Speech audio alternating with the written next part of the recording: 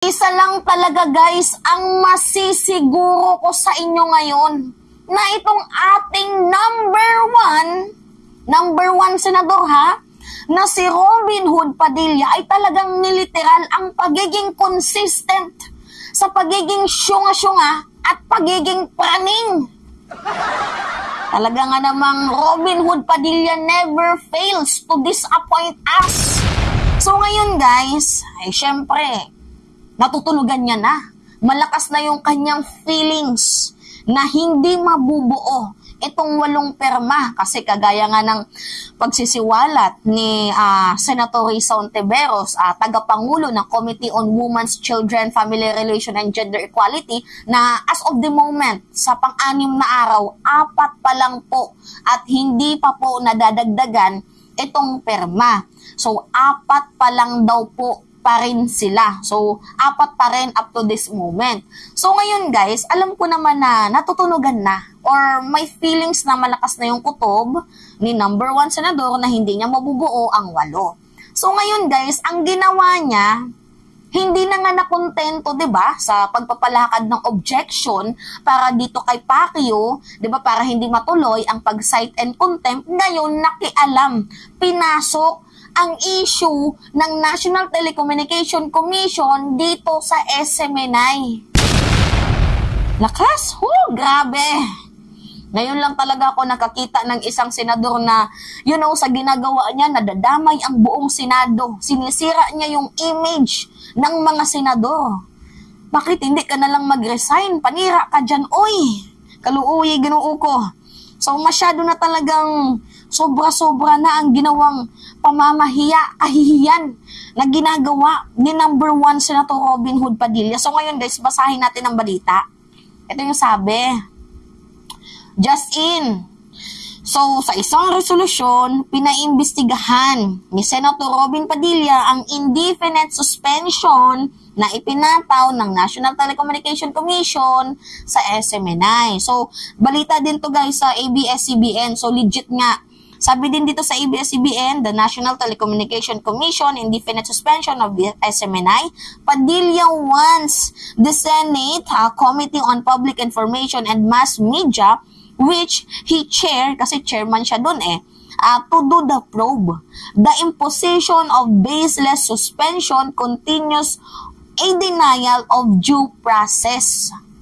In aid of legislation ba to, Robin? Or baka in aid of friends. So ngayon guys, eto na nga, nag-file ng resolusyon itong si Robin Padilla na dapat daw paimbestigahan itong National Telecommunication Commission sa ipinataw nilang indefinite suspension dito sa SMNI. So ngayon guys, pag-usapan natin, balikan na naman natin ulit yung mga issue nung nakaraang taon. Kasi pumutok tong issue na to nung December. So balikan natin, bakit nga ba pumunta or nahantong dito sa indefinite suspension? Paano ba naman kasi ang tataas ng ihi ng mga lawyers ng SMNI? Sa sobrang taas ng ihi nila na parang, sila na yung superior above the law, wala silang sinusunod. So ngayon guys, ganito yung nangyari. 'Di ba nga kung matatandaan nyo, mayroong nag-file ng complaint, naghain para isuspend itong SMNI. So sa paghain na yon, na-suspend for 30 days itong SMNI. Na dapat sana, 'di ba, tinanggap na lang sana nila yung suspension or nagpakumbaba sila, inantay nilang matapos ang 30-day suspension. Kaso guys, ang ginawa nila, nag-operate pa din sila. Ganyan po katitigas ang kanilang ulo. Bukod sa nag-operate sila, talagang bumaboses pa. At ang malala pa dyan guys, nag-aamok pa sila. Ngayon, diba, binigyan sila ng isang bagsak ng National Telecommunication Commission. So, ang ginawa sa kanila, binigyan sila ng indefinite suspension. Pero bago pa man yun guys, hinihingi po ng National Telecommunication Commission ang reason nila. So, pinapasulat sila ng reason kung bakit hindi dapat isuspend itong SMNI. So, hinihingi po ng National Telecommunication Commission ang kanilang sagot kung bakit hindi sila dapat i-suspend. So, napakasimple lang naman, no? Magsulat ka kung bakit hindi kayo isuspend, magbigay kayo ng reason nyo kung bakit hindi kayo dapat isuspend. Kaso, guys, ang ginawa ng kanilang mga lawyer, nag-file pa sila, guys, ng motion. Eh, di ba bawal yun? Kasi prohibited po yan sa ating batas. Di ba? Ako, guys, personally, kung nakinig na lang sana sila sa, sa ipinataw, hinayaan na lang nila, pinatapos nila ang 30-day suspension, di sana lifted na po itong suspension na to. Nakaka-air na sila sa Free Air TV, kaso hindi, matilok, matigas ang kanilang mga ulo. Diba? Na imbes na sundin na lang ang 30-day suspension, nag-ere pa, nag-file pa ng motion, di binagsakan talaga sila ng indefinite suspension. So guys, yung indefinite suspension, wala po yung specific time frame. So, hindi katulad ng 30-day suspension na sa loob ng 30 days, suspended kayo and after 30 days, pwede na kayo mag-ere. Ang indefinite po, wala pong specific time frame. Kung kailan po sila ibabalik or hanggang matapos ang kaso, doon pa lang po sila makakapag-free air. So ngayon guys, habang mayroon silang indefinite suspension, kasi sa social media na lang sila nag-asik ng lagim wala na sa Free Air TV. So ito na nga guys, habang dinidinig, habang meron silang indefinite suspension, abay meron po pa silang panibagong problema na kinakaharap, which is yung revocation. Kasi bago po magtapos ang bagong taon ng 2023, di ba, bukod sa mayroong naghain, mayroong nag-file for suspension dito sa SMNI, mayroon din pong inihabol na nagpasa ng batas para dito sa revocation ng prangkesa ng SMNI.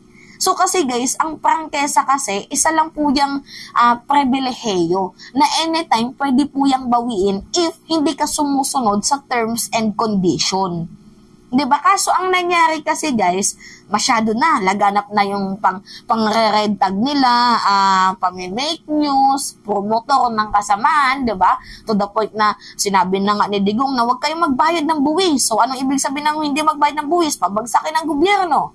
Diba? Doon na din sila nagbabanta, death threat sa buhay ng isang tao, sa TV pa mismo. Doon din sila nagmumura. So yun na nga guys, samot-sari ng issue ng SMNI bukod sa paglipat ng pangalan na walang abiso, 'di ba? So samot-sari ng issue na kinakaharap ang SMNI. So kasi nga ang feeling nila, ito ng SMNI, feeling ni Kibs, 'di ba, na tinulungan ng SMNI kuno, itong si President Marcos, abay dapat yung ganti daw ng ating presidente ay pabayaan na lamang sila sa kanilang ginagawa, which is very wrong execution po yun, na yung pagbabayad ng utang na loob. Pwede naman pong magbayad ng utang na loob kung meron ng utang na loob si President Marcos, kasi para sa akin naman guys, hindi naman po utang na loob yun, kasi kung hindi dahil kay President Marcos, hindi din po makikilala ang SMNI, kasi ang SMNI lang po ang katangi-tanging media na pinaunlakan ni President Marcos.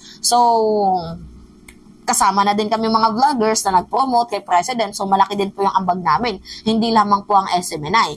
So ngayon guys, ang gusto kasi ng SMNI, kahit mali po ang kanilang ginagawa, abay, hayaan lamang po sila, which is mali. Diba? Napakamali. Yung mga red tag kayo, samot-saring fake news, 'di ba? Hindi po 'yun dapat yung pinapabayaan lang. Hindi katulad sa ginawa ni former President Duterte na hinayaan lang sila sa kanilang mga ginagawa. 'Di ba? Ang pinilayan nila noon yung ABS-CBN. Ngayon na bumabalik sa kanila yung ginagawa nila, abay galit na galit sila. So ngayon guys, ito na nga, going back tayo dito kay Robin Padilla. Masyado mang mabilis ang aking pagsasalita. So ngayon guys, ito na nga, si Robin Padilla. Bukod sa alam naman natin na napupusuan na din niya and nararamdaman niya na din guys na mukhang hindi na nga papasok sa 8 ang perma para dito sa objection para ma-vanish itong cite and contempt na inahain ni Senator Risa Ontiveros para kay Pacquiao. Abay ngayon, ang ginagawa ni Robin Padilla, consistent po sa pagiging syungabels, consistent po sa pagiging sinto-sinto. Ngayon, nakialam naman siya sa issue ng SMNI na pinapaimbestigahan niya. Well, kasi siya yung chairman ng ng public information ba yun? Wait lang. Siya kasi yung chairman ng ng tawag dito, saan na yun? Public Information and Mass Media. So, siya po yung, yung Senate Committee Chair, if I'm not mistaken. So, ngayon guys, sinasabi niya po na baseless po ang suspension. So, walang baseless. 'Di ba? Yung suspension na ipinataw ng National Telecommunication Commission dito sa SMNI. So, nais niyang paimbestigahan ito. 'Di ba? Ang tilok. Consistent sa pitikin. Diyos ko. Hindi ko alam kung anong gagawin natin dito kay Senator Robin Hood Padilla, pero isa lang yung masasabi ko dito. Napaka-consistent po ng pagiging syungabels niya. Napaka-consistent po. Talaga nga namang hindi halata, no? Yung pagiging protector niya. Hindi niya naman sinabi, kasi nung tinanong siya na, ano yung reaction mo na pinapagtanggol mo, etong si Pastor mo Apollo Kibuloy, di ba may nagtanong ng ganyan sa kanya. Abay, ang sabi niya, hindi ko naman kinakampiyon si Kibuloy. It is part of our democracy.